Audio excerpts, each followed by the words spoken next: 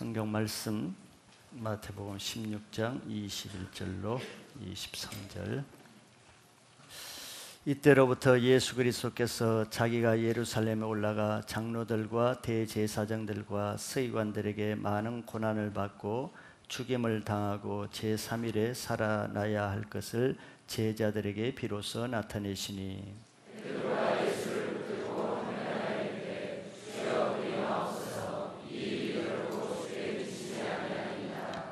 예수께서 돌이키시며 베드로에게 이르시되 사단아 내 뒤로 물러가라. 너는 나를 넘어지게 하는 자로다.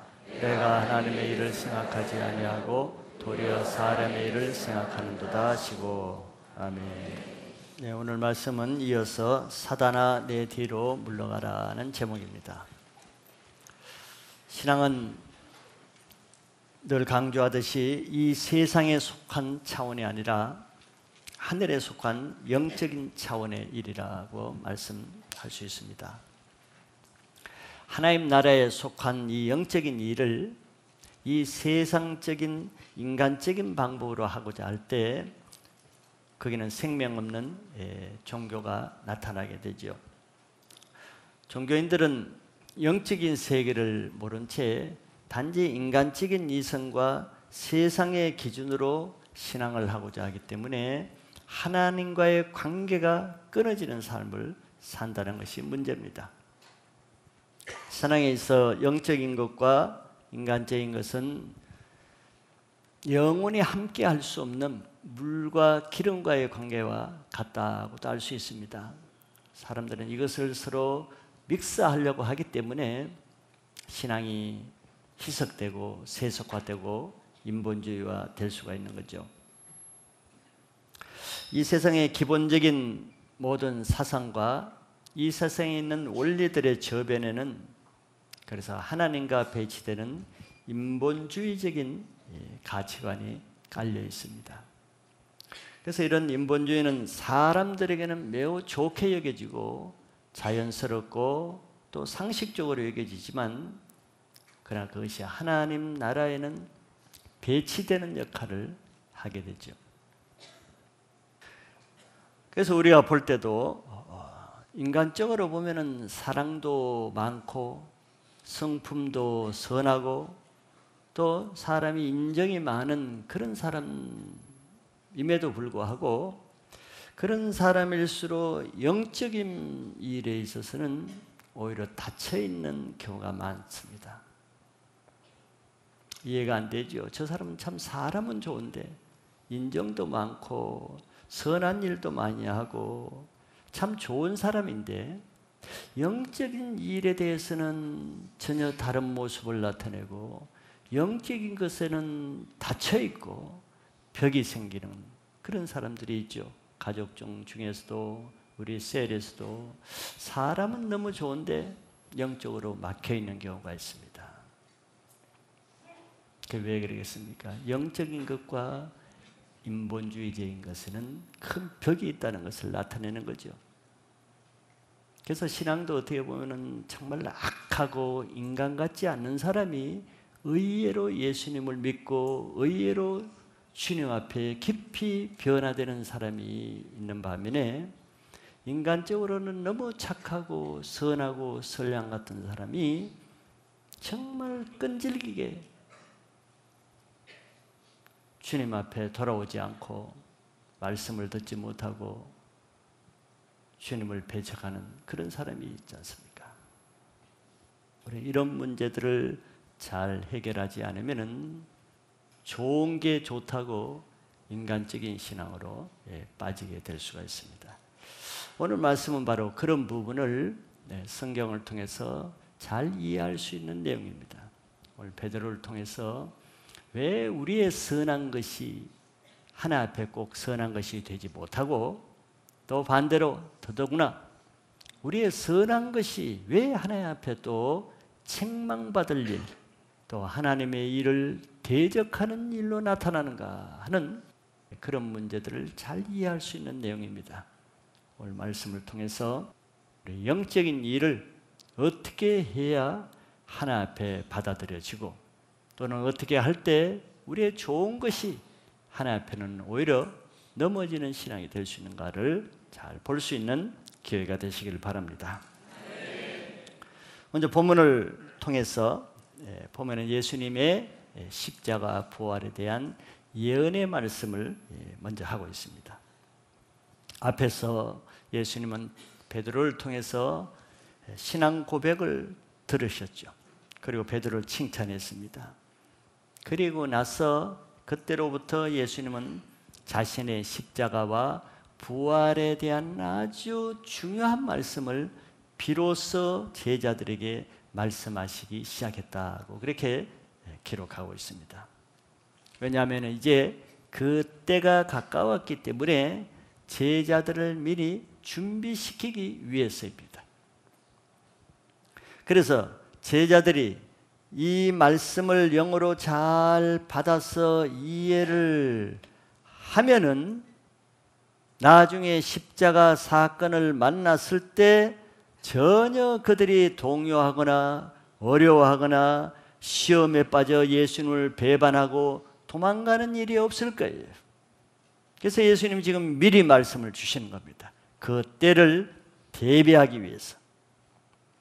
그러나 그 시에 주시는 그 말씀이 어렵다고 해서 받아들이기 어렵다고 또 그것을 받아들일 수 없다고 해서 그 말씀을 받지 못하게 되면은 그 때를 만났을 때 넘어지고 실패하게 됩니다.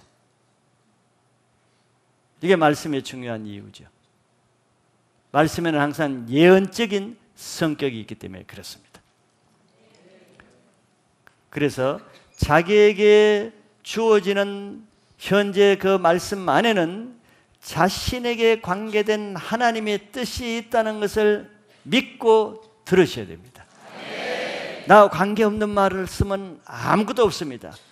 지금은 이해하지 못할지라도, 지금은 나와 상관없는 말씀처럼 보여도 하나님은 반드시 나에게 그 말씀이 이루어질 때가 있기 때문에 미리 말씀을 주시는 겁니다. 그렇기 때문에 지금 현재 주어진 그 하나님의 말씀을 잘 받고 영어로 이해하는 것이 장차 나에게 다가올 하나님의 일을 대비하는 것이 되는 거예요. 그래서 그 말씀을 영어로 받으시면은 그 말씀이 반드시 나에게 어떤 때에 일어날 일이 오게 되는데 그때 그 말씀을 받은 사람은 믿음으로 그것을 감당할 수가 있게 됩니다.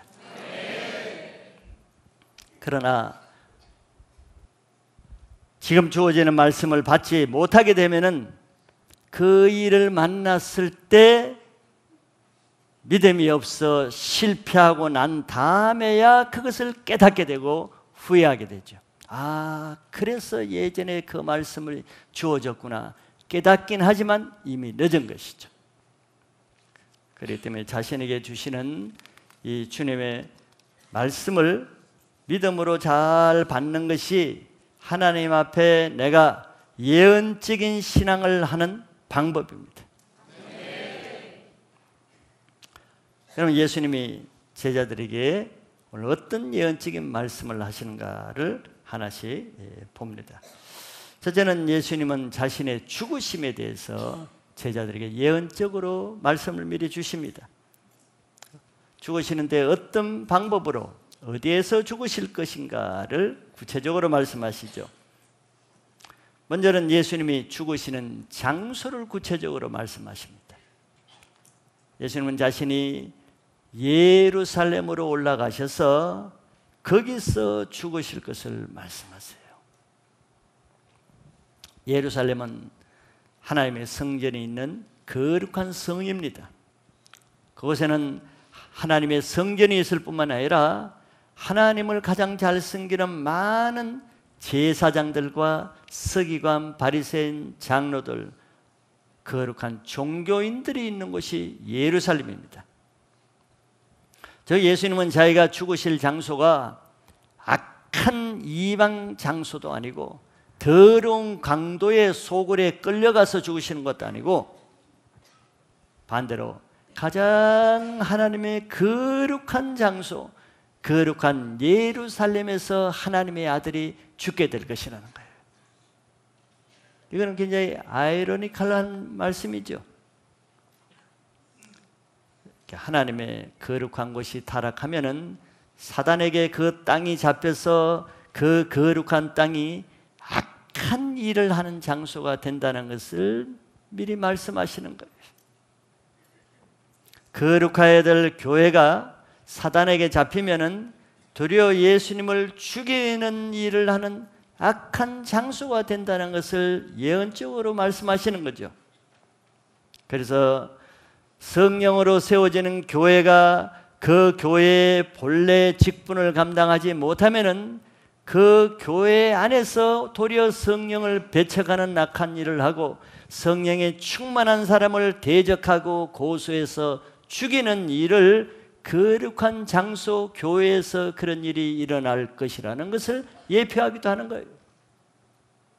사단은 하나님의 영광을 훼손하기 위해서 다른 곳이 아닌 가장 거룩한 하나님의 장소에서 가장 악한 일을 하게 하는 그런 사단이기 때문에 그렇습니다. 제자들이 말씀을 들을 때는 이해가 안 되겠죠. 아니, 그 거룩한 성 예루살렘 성에서 자기 아들을 죽이신다는 것이 이해가 안 될 거예요. 우리도 너무 황당한 일을 당할 때는 이해가 안 되죠. 교회에서 어떻게 그런 일이 날 수 있는가? 아니, 그 거룩한 사람이 어떻게 그런 악한 일을 할 수가 있는가? 이런 황당한 일이 일어나는 것, 그런 일에는 다 2000년 전에 예수님께 행한 그 일이 오늘날에도 일어나는 것일 뿐입니다. 두 번째는 예수님은 자신을 죽이는 사람들에게 대해서도 자세히 미리 설명을 했습니다. 예수님 자신이 예루살렘에 올라가서 거기에서 무슨 강도들에게 맞아서 죽으시는 것이 아니고 그곳에서 가장 거룩한 장로들과 대제사장들과 서기관들에게 많은 고난을 받고 죽으실 것을 말씀하셨어요. 이것도 말이 안 되는 거죠. 제자들이 이해하기가 쉽지 않은 것입니다. 예수님을 죽이는 사람은 어떤 타종교인들이나 로마 군병들이나 믿지 않는 불신자들이 아니라 하나님을 섬기는 거룩한 직분을 가진 종교인들이 될 것이라는 겁니다. 그래서 교회 안에 가장 무서운 사람들이 종교인들이에요. 겉보기에는 가장 거룩한 모습을 하고 있기 때문이죠. 하는 행동은 하나님의 거룩한 일을 다 맡아서 하기 때문에 속는 것이죠.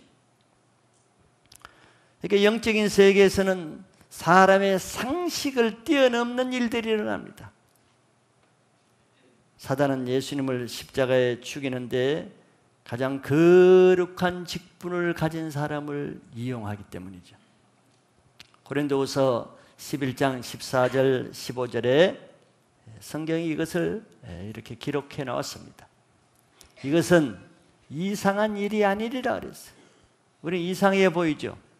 근데 영적인 세계에서 보면은 이상한 일이 아니라는 거예요. 이상하게 볼 필요가 없습니다. 어찌 그런 일이 일어날 수 있는가? 그런 일이 충분히 일어날 수 있다는 거예요. 왜? 사단도 자기를 광명의 천사로 가장하기 때문에. 보통 천사도 아니에요.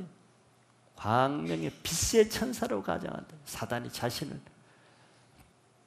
그러면 사단의 영향을 받은 사람은 다 자기가 가장 광명의 직분자처럼 가장을 하겠죠. 가장 거룩한 직분을 가진 사람처럼 가장하겠죠. 그래 누가 속지 않을 수가 있어요.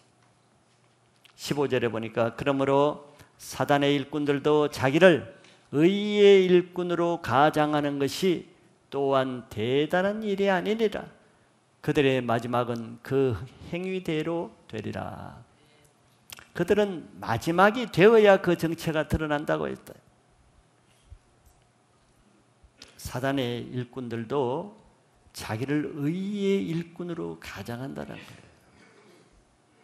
대제사장과 서기관과 장로들은 그 당시에 가장 거룩한 일꾼들로 인정받았습니다. 근데 그들이 예수님을 죽인다는 거죠. 오늘날도 마찬가지인 것이죠. 가장 거룩한 직분을 가진 사람을 사단이 이용하기 때문에 그렇습니다. 그들은 하나님을 사랑하는 마음은 없으면서 하나님의 일을 하기를 원하죠. 왜? 그러면서 사람들에게 존경과 높임을 받기 위한 목적 때문에 그렇습니다. 그래서 그들은 하나님을 사랑하지는 않으면서도 하나님의 종교적인 직분을 사랑하지. 그런 사람들이 위험한 것입니다. 믿음은 없으면서 좋은 직분은 취하려고 하는 거죠. 하나님을 사랑하지는 않으면서 사람에게는 인정받기를 원하는 거죠. 그런 사람들은 자기가 무슨 일을 하는지를 알지 못합니다. 예수님이 말씀하셨죠.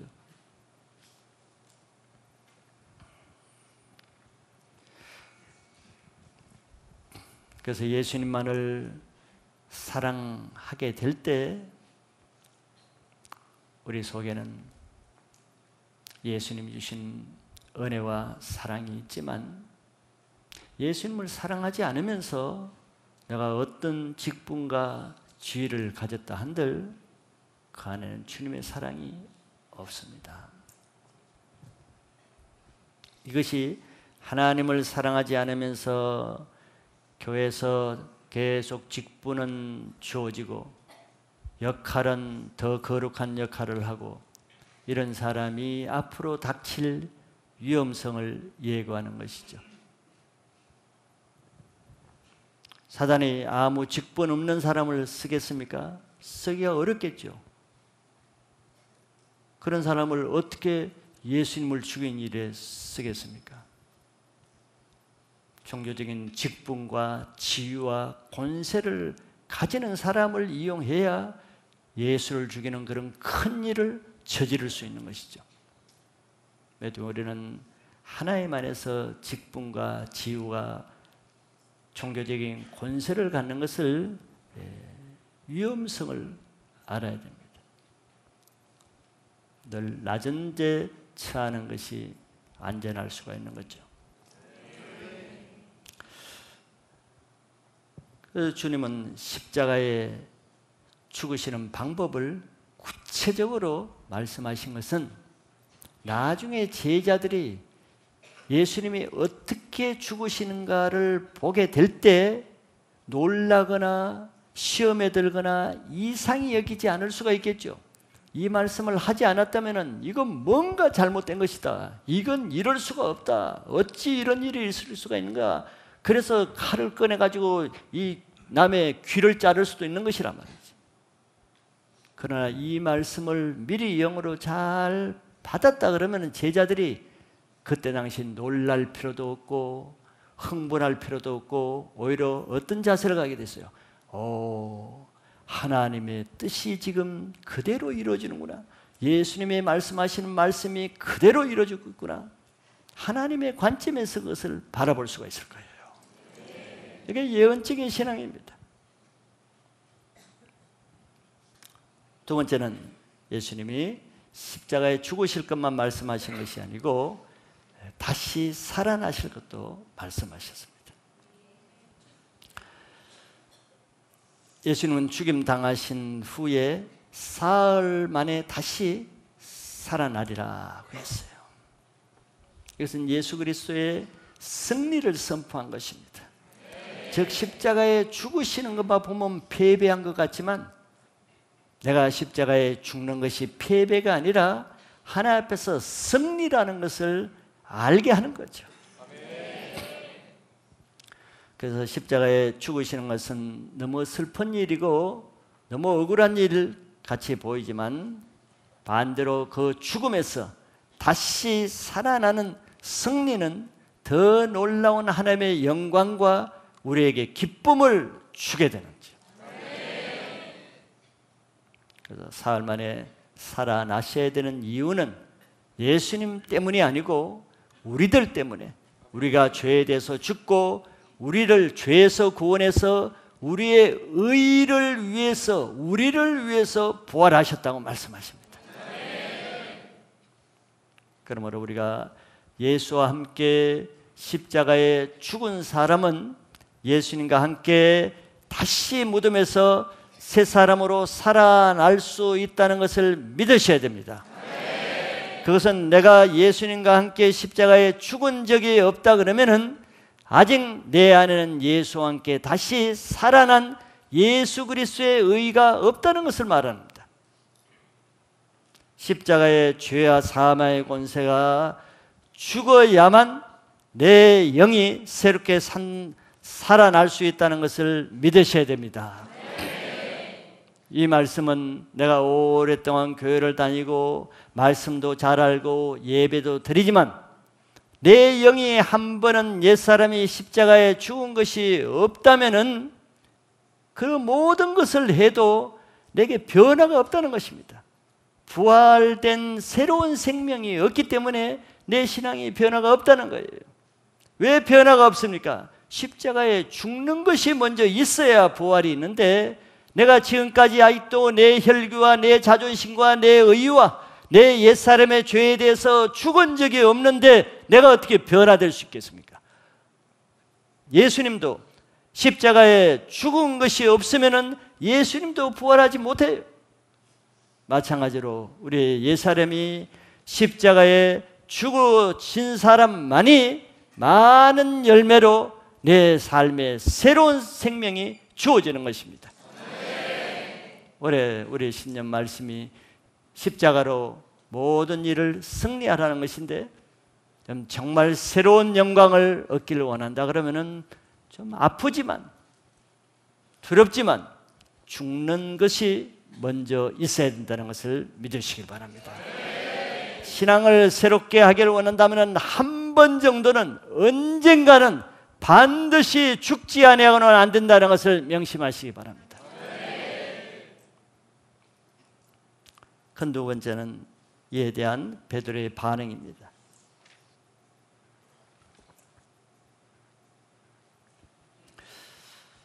뭐 12 제자뿐만 아니라 베드로도 특별히 이 예수님의 말씀을 듣고 큰 충격을 받았겠죠. 그래서 받아들이기가 어려웠을 것입니다.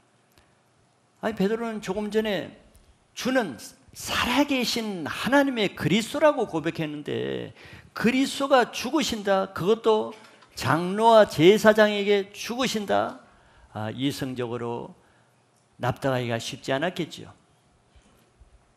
그래서 베드로는 예수님을 향한 충성심에서 예수님을 붙들고 거의 말리다시피 화를 내다시피 강하게 항변하며 그러면 안 됩니다 하고 말렸습니다. 절대 그런 일이 일어나지 않을 것입니다. 왜? 자기가 막아서겠다는 거예요. 베드로의 마음이 충분히 이해가 되죠. 베드로는 그만큼 예수님을 사랑했고 예수님을 위해서 자기 목숨을 바칠 준비가 되었기 때문에 베드로가 그렇게 한 것입니다. 예수님에 대한 존경과 사랑의 표현이죠. 다른 제자들은 예수님이 죽으신다 하는데도 그냥 가만히 있었죠. 베드로만 나서서 적극적으로 예수님을 보호하려 한 것입니다. 우리가 인간적으로 보면 예수님 마음이 얼마나 기특하겠습니까? 인간적으로 본다면 정말 기특하죠. 자기가 죽겠다니까 이렇게 자기를 위해서 나서는 베드로가 정말 훌륭해 보일 것이에요. 또 베드로는 예수님이 죽으신다는 것도 이해하기가 어렵겠지만 그 뒤에 사흘 만에 다시 살아나야 하리라는 말씀은 아마 더 어려웠을 거예요. 그래서 베드로가 이 말씀을 영어로 듣기는 어려웠을 것입니다. 이렇게 예언적으로 주시는 이 말씀을 베드로가 이 시에 이때 받지 못한 결과는 우리가 아시죠? 얼마 후에 베드로는 십자가의 사건을 당했을 때 십자가의 말씀을 그 당시에 영으로 받지 못한 베드로는 예수님 앞에서 예수님을 3번이나 부인하고 십자가 앞에서 넘어질 수밖에 없었습니다. 이때 이 십자가의 말씀을 받았으면 베드로가 이렇지 않을 수가 있었죠. 말씀을 함부로 받는 것이 아닙니다. 말씀을 함부로 여기면 안 되는 이유가 여기 있는 거죠. 그리고 베드로는 이때 사흘 만에 살아나리라 하는 이 말씀을 영으로 받았다고 하면은 그가 부끄러움을 당하지 않았을 거예요. 그런데 예수님이 이 십자가에 죽으시고 사흘 만에 분명히 살아난다는 말씀을 이 시에 듣지 못했기 때문에 예수님이 부활하셔서 방에 들어와서 베드로에게 손에 못자국도 보여주시고 옆구리에 창에 찔른 것도 보여주시고 생선도 드시고 부활한 모습을 보았습니다. 부활한 모습을 다 보고도 베드로는 결국은 갈릴리 고향에 들어와서 나는 물고기나 잡으러 가겠다. 바다에 고기를 잡으러 나갔어요. 부활하신 예수님을 보고도 왜 그렇게 합니까? 예수님이 미리 베드로에게 사흘 만에 살아나리라 하는 이 부활의 말씀을 그 시에 베드로가 듣질 못했어요. 영으로 받지 못했기 때문에 부활의 사건을 만났을 때는 부활을 보고도 그는 넘어졌습니다. 말씀이 이렇게 중요한 것이에요.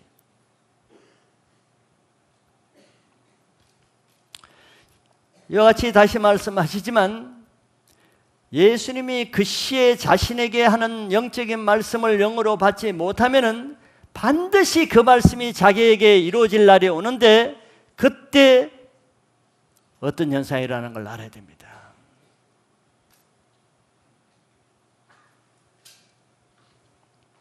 내가 넘어지는 그 사건은 이미 그 전에 예수님이 나에게 하실 때 그 말씀을 어떻게 받습니까? 걸림이 되게 받는단 말이에요. 그 말씀에서 우선 넘어진단 말이죠. 말씀에서 우선 거부하고 믿음으로 받지 못하고 어려워진단 말이죠. 그러면 그 사람은 반드시 어려워진 그 말씀은 그 말씀이 이루어질 때 반드시 넘어집니다. 그때 말씀을 받지 못하기 때문에. 그래서 영으로 받지 못하는 말씀은 말씀을 들을 때도 그 말씀이 걸림이 되고 거부 반응이 일어날 뿐만 아니라 그 말씀이 이루어질 때는 시험에 들어 넘어지게 되는 거예요. 그러나 그 시에 주시는 그 말씀이 영으로 들리고 믿음으로 들린 말씀은 그 말씀이 이루어질 때 믿음으로 그 영광을 취하게 됩니다. 이런 신앙이 예언적인 신앙이에요. 그렇기 때문에 자기에게 지금 이렇게 주일 예배를 통해서라도 자기에게 들려주시는 말씀이 자기와 상관없는 말씀이 아닙니다. 아, 십자가 이미 2000년 전의 말씀이네, 나와 상관없겠네. 아니에요. 레마로 듣는다는 것은 그 시의 성령이 자기에게 주시는 말씀을 듣는 것이죠. 그 시에 하나님이 나에게 해당되기 때문에 그 말씀을 주시는데 그 말씀을 들어 놓으면은, 믿음으로 받아 놓으면은 그 말씀이 일어날 때 믿음으로 하나님의 영광을 보게 되는 거예요. 예수님이 죽은 병든 나사로가 병들었을 때 마르다와 마리아에게 얘기를 하잖아요. 네가 내 말을 믿으면은 하나님의 영광을 보리라 하잖아요. 지금 여러분들이 이 말씀을 믿으면은 이 말씀이 여러분들 각자에게 일어날 때 하나님의 영광을 보게 될 것을 믿으시기 바랍니다. 마지막 큰 세 번째는 이런 베드로에 대해서 예수님의 반응입니다. 베드로는 예수님을 사랑하는 진심에서 한 말이었습니다. 정말 예수님을 존경하고 보호하고 아끼는 마음에서 예수님을 말림 행동을 했죠. 그거는 칭찬받을 일 아니겠어요? 다른 제자들은 가만히 있는데 베드로만 나서서 예수님 그러시면 안 됩니다. 죽으시면 안 됩니다. 절대 그런 일이 일어날 수 없습니다. 예수님 베드로만 칭찬해야 될 거 아니에요. 다른 제자들은 책망하고. 이게 우리의 생각입니다. 이것이 인본주의적인 생각을 가진 사람의 보편적인 생각이겠죠.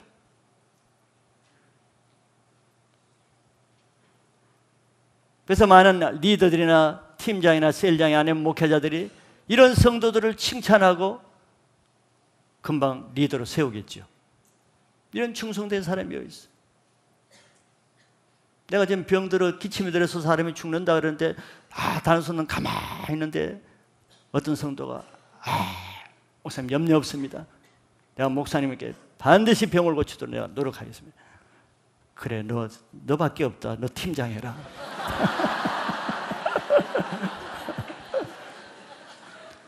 충분히 그럴 수가 있어요.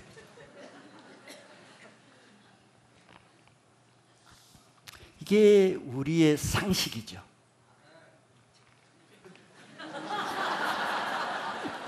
아멘 하잖아요. 이게 우리의 상식이라니까.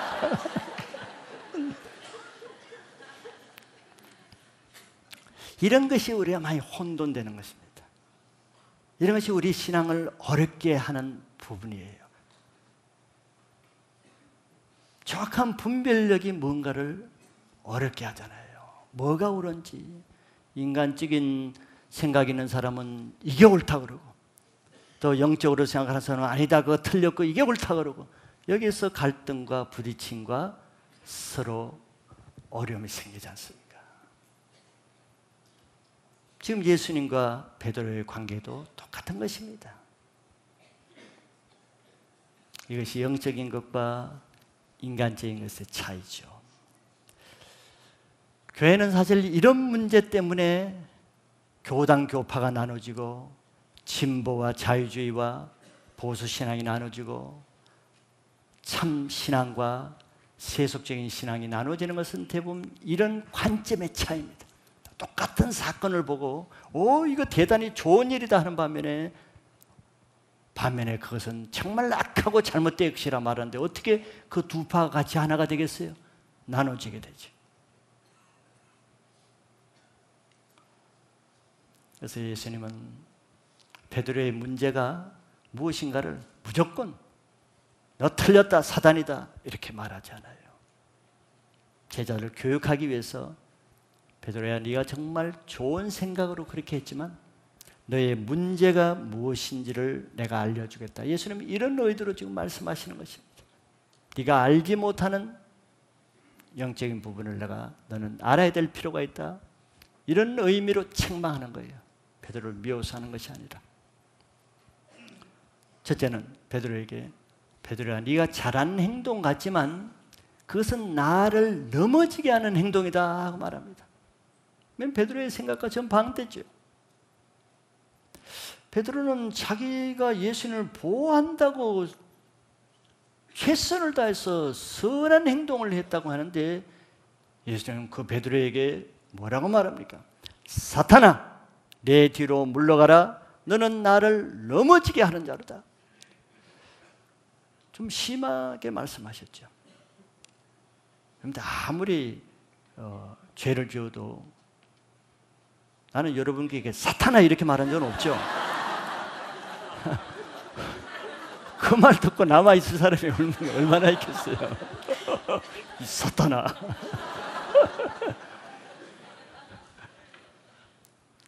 이 말 듣고 베드로가 남아있다는 건 대단한 거예요. 근데 예수님은 직접적으로 사탄아 그랬어요. 베드로를 보고. 물론 베드로가 사탄이라는 뜻은 아닙니다. 베드로야, 네가 지금 베드로를 지금 조종하고 있는, 뒤에서 배후에 조종하고 있는, 베드로가 지금 말려들고 있는 그 주범이 사탄이라고 말하는 거지 베드로가 사탄이라고 말하는 건 아니죠. 베드로는 이 말씀을 들었을 때 아마 충격에 빠졌을 거예요. 예수님이 자기를 왜 미워하나 이런 차원이 아니고, 아니 내가 이렇게 선한 일을 했는데 왜 내가 사탄인가? 아마 이런 생각을 했고 이해가 안 됐을 것입니다. 예수님 말씀이. 이해가 되겠어요? 내가 뭘 잘못했는데? 내가 무슨 사탄 짓을 했는데? 내가 선한 일을 했을 뿐인데. 억울하겠죠. 예수님에 대해서 오히려 섭섭한 마음이 생기겠죠. 자기 마음을 몰라주니까. 자기 진심을 몰라주신 것 같아서. 오해할 수가 있겠죠. 자기 편에서는 최선을 다해서 선을 했기 때문에 베드로는 이해하기 어려웠을 것입니다. 그래서 많은 사람이, 베드로니까 그렇지, 많은 사람이 이때 시험에 듭니다. 리더의 관계도 이런 적이 많죠. 자기 패서는 최선을 다했는데, 선하게 했는데 그걸 인정하지 않기만 해도 어려울 텐데 인정하는 것이 아니라 오히려 책망하고 사탄이라고 말할 때는 감당하기가 어렵겠죠. 자, 이와 같이 우리는 여기서 영적인 것을 많이 배울 수가 있습니다. 배워야 됩니다. 예수님이 제자들에게 교육 목적으로 이렇게 하시기 때문에. 먼저는 사탄은 베드로를 넘어뜨리는 게 목적이 아니죠. 사단의 목적은 타겟은 예수님이었습니다. 예수님을 넘어뜨리게 합니다. 예수님 말씀하셨죠. 그 사탄의 정체를 폭로했습니다. 너는 너를 넘어지게 하는 자가 아니고 너는 나를 넘어지게 하는 자. 이렇게 말씀했어요. 사단은 예수님을 넘어뜨리게 하기 위해서 쓰는 방법이 예수님이 가장 인정하고 예수님의 가장 최측근 가까운 사람을 이용한다는 거죠. 도마를 이용하는 것도 아니고 빌립을 이용하는 것도 아니고 바로 전에 바요나 시몬아 네가 복 있는 자로다. 빌보 가이사라에서 신앙 고백을 한 그 베드로, 가장 예수님께 바른 신앙을 고백하고 예수님께 최고의 칭찬을 받는 또 가장 가까운 수제자인 사단은 그런 베드로를 쓴다는 거예요. 왜? 그래야 영향력이 있잖아요.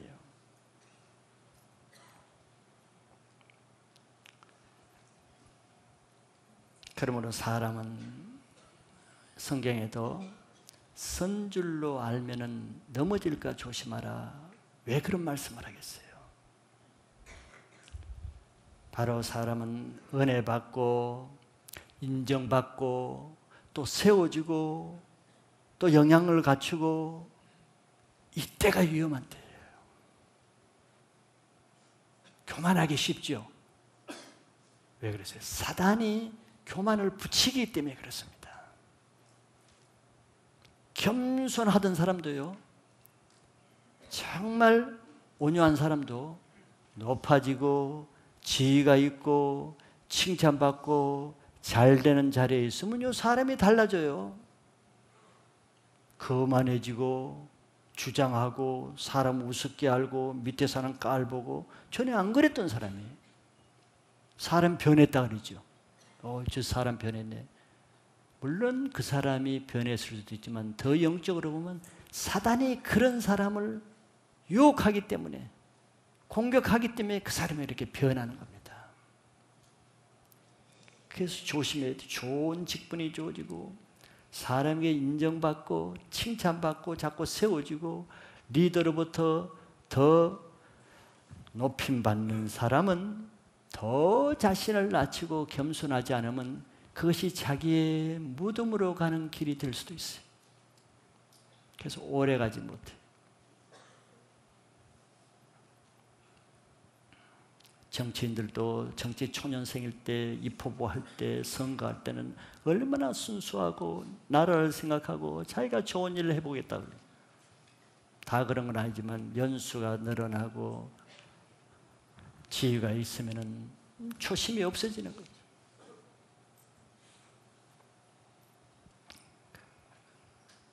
그래서 겸손할 수 있는 인격이 없는 사람은 세워지는 것은 그 사람을 넘어뜨리는 수단이 될 수 있습니다. 좋을 게 아무것도 없어요.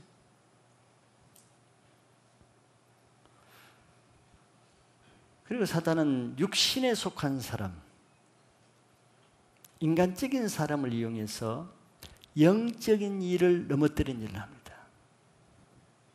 아까 말한 대로 영적인 것과 육적인 것은 서로 배치되기 때문에 영적인 것을 무너뜨리는 데 가장 쓰기 좋은 사람은 인간적인 사람이거든요. 근데 그런 사람이 나쁜 사람이 아니에요. 베드로처럼 정말 충성심과 남을 보호하려는 마음과 열정과 사랑과 자비와 인간적인 정과 의리가 많은 사람입니다. 좋은 사람이에요. 사람으로 보면 정말 좋은 사람입니다. 근데 그런 사람이 영적인 일을 방해하는 일에 쓰이기는 가장 좋은 사람이에요. 다윗의 가장 가까운 사람 중에 하나가 누굽니까? 요압이죠. 다윗이 있기 위해서는 요압이 있었습니다. 요압이 다윗이 있게 한 1등 공신이에요. 근데 안타깝게도 요압은 평생 다윗의 근심이 됐어. 왜? 그는 다윗에 대한 충성심이 너무 뛰어나. 근데 그것이 인간적인 충성심이에요. 인간적으로 요압은 다윗을 위해서 자기 목숨을 바친 사람이야. 근데 안타깝게도 요압은 다윗을 넘어뜨리고 근심시키는 도구로 평생 살았어. 이게 얼마나 아이러니컬한 거예요. 영적인 것을 모르면 이렇게 되는 거예요. 다윗은 하나님 중심으로 영적인 사람이잖아요. 그런데 요압은 인간적인 사람이기 때문에 다윗의 본 마음을 맞추지를 못하는 거예요. 다윗은 자기를 반역하는 아들이라도 압살롬을 죽이지 말라 그랬거든. 근데 요압은 다윗의 그 마음을 몰라. 죽이지 말라 그랬는데도 압살롬을 죽였어. 이게 다윗과 매사에 안 맞는 거예요. 반대로 해야 하는 거예요.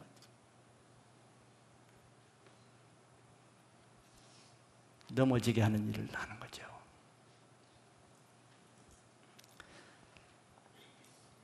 베드로도 아직 성숙하지 못하기 때문에 인간적인 열정과 순수한 충성심으로 예수님을 보호하려고 그랬어요. 그런데 그 마음이 하나님으로부터 나온 마음이 아니에요. 예수님 말씀은 사단이라고 했거든. 사단으로부터 나온 마음이 있어요. 그 분간이 어렵죠. 분간이 어렵단 말이에요. 이게 내 마음인지, 이게 하나님 주신 마음인지, 사단이 준 마음인지, 인간적인 사람 분간이 어려운 거예요.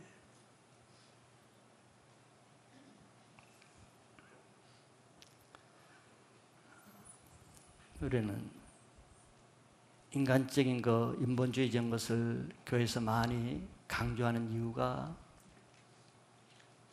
그건 사단이 이용하는 끈이기 때문에 매우 중요한 요소입니다. 인간적인 사람은 사람에게는 얼마나 좋은지 몰라요. 얼마나 좋아요. 얼마나 좋은 사람이에요. 근데 그것을 사단이 쓰면은 예수님을 넘어뜨린 일에 쓰임받는다. 좋은 것이 악하게 쓰임받는다. 얼마나 안타까웁니다.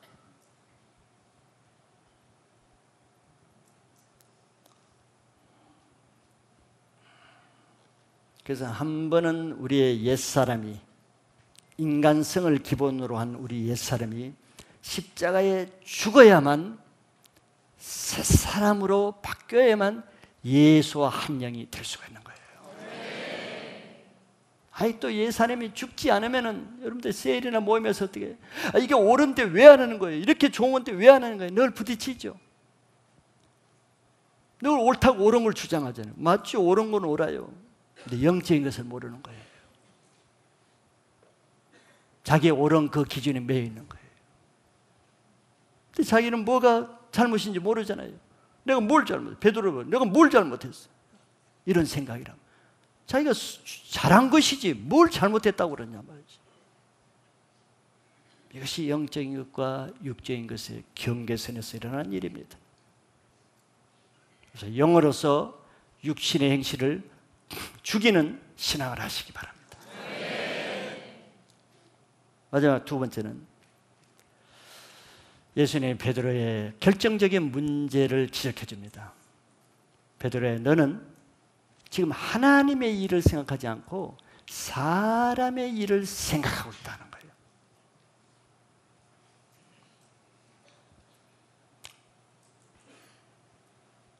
그의 문제가 무엇인가를 잘 설명해 주신 거죠. 자, 십자가를 설명하실 때 그 누구에 대한 십자가입니까? 지금 베드로가 져야 될 십자가 아니잖아요. 예수님이 자신이 죽으신다는 말을 하는 것입니다. 예수님 자신이 베드로같이 인간적인 기준에 생각하면 너무 억울하잖아요. 예수님 잘못한 게 뭐가 있어? 예수님은 하나님의 아들이신데 왜 죽으셔야 돼? 인간적인 일을, 사람의 일을 생각하면 예수님이 자식이 분이 나서 오히려 자기를 죽이는 대제사장 서기관들을 미리 불러 죽여야지. 그러나 예수님은 사람의 일을 생각하지 않고 하나님의 일을 생각했기 때문에 그것을 아무 걸림이나 그것이 어떤 시험이 되지 않고 그대로 받아들이면서 담담하게 말씀하고 있잖아요. 당사자인 예수님은. 그런데 당사자도 아닌 이 베드로는 그 예수님이 그렇게 죽으시는 것이 너무 부당하게 느껴지고 너무 화가 나기 때문에 그것을 가만히 받아들이지 못하는 거잖아요. 왜? 하나님 편에서 생각하지 않고 자기 사람 편에서 생각하기 때문에. 이것도 우리들이 교회 안에서 신앙생활할 때 빈번하게 일어나는 신앙의 갈등이 어려운 요소 중에 하나입니다. 하나님 편에 생각하면 모든 문제가 다 해결돼요. 문제가 안 됩니다. 경험하셨죠? 하나님 편에서 조금 생각을 바꿔 생각하면 아무 문제가 안 돼요. 왜 근데 문제가 막 꼬이고 용서할 수 없고 풀 수 없고 막 가만히 있을 수 없느냐? 사람의 관점에서 생각하니까 꼬이고 풀리지 않는 거예요. 지금 베드로와 예수님의 관계가 이런 문제죠. 베드로는 도저히 있을 수 없는 일이야. 그런 문제는 사람의 관점에서 생각하니까. 근데 베드로의 생각은 하나님으로부터 나온 게 아니죠. 하나님으로부터 나온 게 아니란 말이죠. 자기 생각이죠. 근데 자기 생각이 예수님이 어디서 왔다 그랬어요? 사단으로부터 왔다는 거예요. 사단으로부터. 사단이 준 생각을 지금 베드로가 가지고 있어. 하나님이 준 생각을 가지고 있으면 아무 문제가 안 될 텐데 사단이 준 생각을 가지고 있어. 그럼 사단이 무슨 생각을 주겠어요? 우리에게 인간적인 생각을 넣어서 하나님 일보다는 사람을 위한 생각을 하게 한다는 거예요. 어떤 사건이 주어지거나 또 어떤 말씀을 들을 때나 어떤 일이 생겼을 때 하나님 관점에서 생각하지 않고 사람의 관점에서 생각합니다. 잘 들어보세요. 우리의 문제입니다. 우리 신앙의 문제. 왜 문제가 되는가? 왜 시험에 빠지고 왜 갈등이 생기고 왜 셀장에 하는 말이 잘 이해가 안 되고 왜 교회에서 선포되는 말씀이 이해가 안 되는가? 여기 다 있습니다. 영적인 차원에서 생각하지 않고 세상적인 차원에서 생각하면 풀리지 않습니다. 어떤 사건을 말씀 중심으로 생각하지 않고 사람의 이성을 기준으로 생각하면 풀리지 않습니다. 또 그 모든 일을 하려고 할 때 그 동기가 하나님의 영광을 위한 생각이 아니고 자기 개인의 유익을 위한 생각을 하면 풀리지 않습니다. 베드로와 같은 이런 문제에 당착하게 되죠. 왜? 그런 생각은 다 사단이 준 생각이기 때문에 그래요. 그런데 자기는 모르죠. 자기는 저렇게 그렇다고 생각하지 않습니다. 내 생각이 옳다고 생각하지. 아니 이런 옳은 생각이 사단이 준 생각이라 말도 안 되죠. 그렇기 때문에 자기가 속는 거예요. 그래서 예수님은 베드로에게 그런 생각을 준 사단을 꾸짖었잖아요. 이 사단아, 내 뒤로 물러가라지. 야 베드로야, 너 내 뒤로 와. 이렇게 하지 않았죠. 사단아, 내 뒤로 물러가라. 사단이 베드로에게 그 생각을 줬기 때문에. 로마서 8장 5절 6절에 이런 말씀이 있습니다. 육신을 따르는 자는 육신의 일을 생각하고 영을 따르는 자는 영의 일을 생각한다 그랬어요.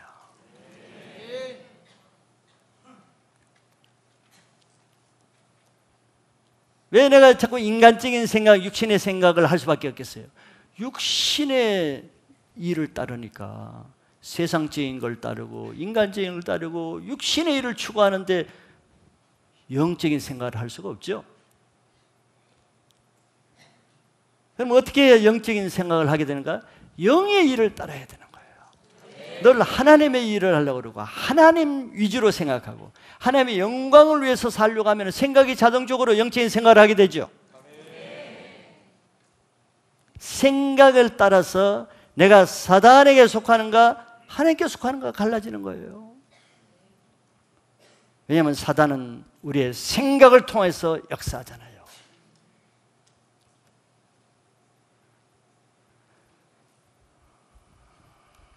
생각이 중요합니다.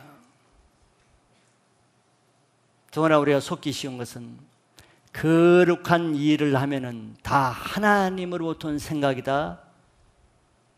오엑스로 하면은 그렇지 않습니다.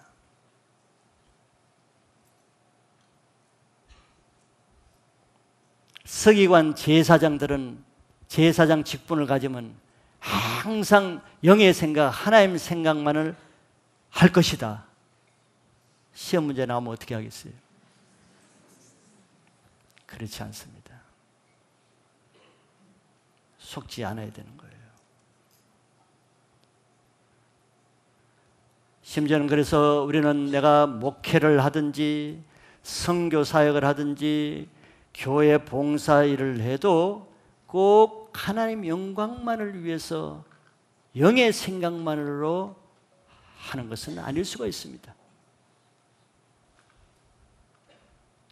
그래서 인간적인 자기 야망을 이루기 위해서도 목회를 하려고 신학 거는 사람도 많고 자기가 원하는 개인적인 욕망을 성취하기 위해서도 선교하려고 하는 사람도 많고 자기 인간적인 어떤 비전을 이루기 위해서도 자기 교회 직분을 추구하는 사람도 얼마든지 많아요. 그런 사람이 바로 대제사장, 장로, 서기관, 율법사들이잖아요. 오늘날도 마찬가지예요. 하나님은 그걸 다 보시죠. 하나님은 다 아시면서도 놓아두시는 겁니다. 근데 사람은 잘 모르죠.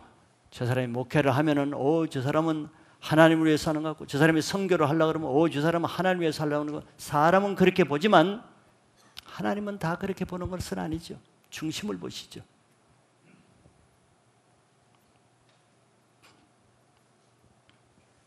자기를 위해서 목회를 하는 사람도 있고 자기를 위해서 선교를 하려는 사람도 있고 자기를 위해서 교회 직분을 맡는 사람도 있다는 거예요. 어느 시대나. 하나님은 아시죠. 마치 정치인이 나라와 백성을 위하는 것보다 자기 이익과 영달을 위해서 국회의원이 되고자 하는 사람도 많고 군인이 되고자 하는 사람이 꼭 나라와 민족을 지키겠다고만 하는 사람이 아니고 자기 영달을 위해서 군인이 되고자 하는 사람도 많고 의사가 되고자 하는 사람이 꼭 히포크라스의 그 본래의 사명을 환자를 돌보는 사명을 감당하기 위해서 의사가 되는 사람도 있지만 자기 돈 버는 수단으로 의사가 되는 사람도 있게 마련인 것과 같은 거예요. 사단은 이렇게 우리의 생각을 조종합니다. 하나님의 생각을 하지 못하게 하고 인간적인 생각에 빠지게 빠지게 하죠. 그 대표적인 것이 성경에서 예수님을 파는 가룟 유대에게 마지막 만찬에서 요한복음 13장에 보면 가룟 유다에게 사탄이 예수를 팔려는 생각을 넣어 주었다고 했어요. 예수를 팔려는 생각을 넣어 줬어요. 사단의 생각을 조종하는 거죠.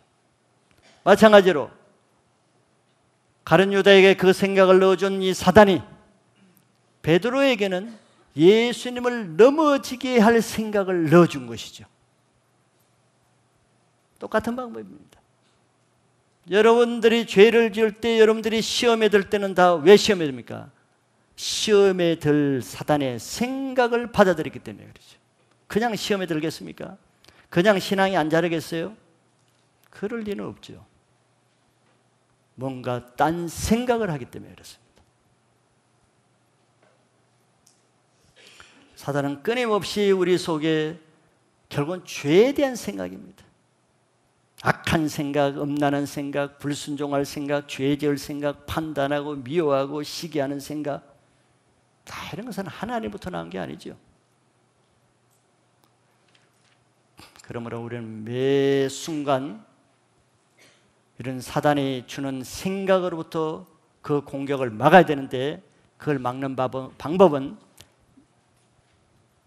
예리한 금과 같은 예수님의 말씀으로 그 생각을 막아야 됩니다. 그래서 내 안에 말씀이 있어야 그 막을 수 있는 능력이 있어요. 왜? 말씀만이 이 생각이 사단으로부터 온 것인지 하나님으로부터 온 것인지 분별하게 하잖아요. 말씀이 없으면 그걸 어떻게 분별하겠어요? 좋아 보이는 생각, 옳게 보이는 생각을 말씀으로만 분별할 수가 있는 거예요. 그래서 특별히 자기 의가 강한 사람들, 자기가 변화되지 않는 사람일수록 자기가 옳다고 주장하는 그 생각이 어디에서 나왔는가를 꼭 점검해 보시기 바랍니다. 그러면 그렇게 자기를 주장할 수가 없어요. 내 생각이 하나님으로부터 온 것인지 다른 것으로부터 온 것인지를 한 3초만 생각해도 자기 주장을 그렇게 강하게 할 수 있는 사람이 없습니다. 그래서 인간적인 사람일수록 자기 생각을 신뢰하기보다는 오히려 많이 부인해야 될 것이 많을 거예요. 자기가 생각하는 거, 판단하는 거, 자기의 마음에 들어오는 거 어디로부터 오겠어요? 인간적인 사람일수록, 믿음이 없는 사람일수록 많은 부분이 사단이 주는 것이겠죠. 그걸 인정만 해도 여러분들 영적인 신앙을 하는데 많이 도움이 될 거예요. 그럼 우리는 무슨 생각을 해야 되는가? 전에도 성경에서 한번 말씀드린 바와 같이 성경은 우리가 무슨 생각을 해야 되는지를 말씀하고 있어요. 그러면은 사단이 주는 생각을 하지 않을 수가 있는데, 그건 빌립보서 4장 8절이죠. 빌립보서 4장 8절, 저기 보면은 여러분들의 생각, 한번 같이 읽어볼까요? 천천히. 자, 시작. 끝으로 형제들아,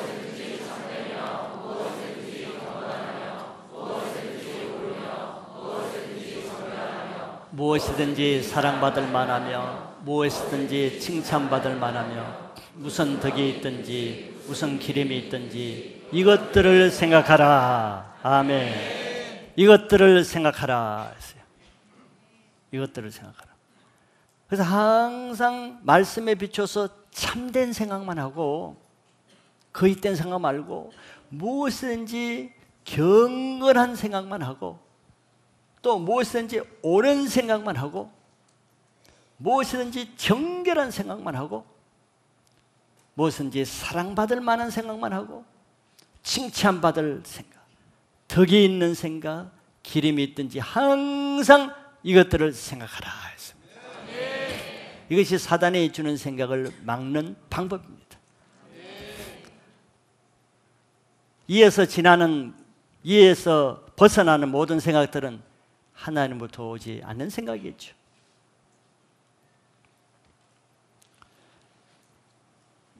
오늘 말씀을 통해서 우리들 자신이 지금까지 뭐의 기준에서 신앙을 했는지,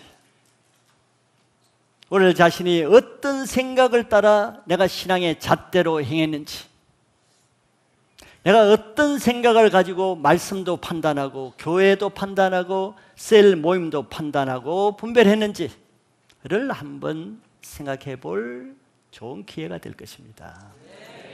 이게 중요하잖아요. 그동안 내가 옳다고만 생각한 것도 다시 한번 생각해 볼 수 있는 말씀입니다. 내가 절대 옳고 틀리지 않았다고 한 것까지도 한 번은 다시 걸러볼 필요가 있어요. 이렇게 겸손하셔야죠. 그래서 오늘 말씀을 통해서 하나님으로부터 나오지 않는 인간적인 모든 것은 십자가에 한 번 못 박아 이제는 나의 옛사람은 죽었다고 선포하시고, 이제는 하나님으로부터 온 생각만 받아서 나를 주장하지 않고 하나님의 생각만을 말하겠다는 결단을 할 수 있기를 바랍니다. 그것이 내가 사단으로부터 보호받는 방법이에요. 오늘 말씀이 여러분들의 삶과 실제 신앙에 놀라운 혁명이 일어나는 말씀이 되기를 선포합니다.